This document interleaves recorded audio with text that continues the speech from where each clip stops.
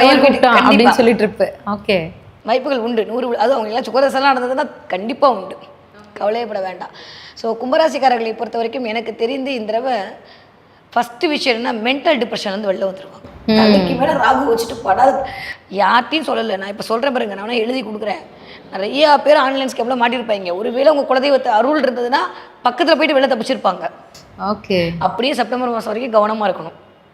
September மாதத்துக்கு அப்புறம் அப்பாடி நிம்மதி பெருமூச்சு விட்டுக்கலாம். 7ஆம் இடத்தோட இந்த கேதுவோட அமைப்பு ஒரு 4 மாதத்துக்கு நல்லா இல்லைனால உங்களுடைய கணவருடைய உடல்நிலை, உங்களுடைய மனைவியோட உடல்நிலை கண்டிப்பாக கும்பராசிக்காரங்க பார்த்துக்கணும். தயவு செஞ்சு கெஞ்சி கேட்குறேன், நோ ஷேர் மார்க்கெட் இன்வெஸ்ட்மெண்ட். கும்பத்துக்கு அது வேண்டவே வேண்டாம். பண்ணலான்னு நினச்சாங்கன்னா வாய்ப்பு இல்லை. அதே மாதிரி எடுக்கணும்னு அவசரப்பட்டு எதுவும் எடுக்காதீங்க. நம்ம இன்றைக்கி இருக்கிற மாதிரியே நாளைக்கு இருக்க போகிறது கிடையாது. பட் இப்போ ஏன்னா இந்த தாட்டெல்லாம் வரும். கும்பம் எனக்கு தெரிஞ்சு இப்போதைக்கு உங்களோட சேவிங்ஸை கரைக்காமல் பார்த்துக்கோங்க.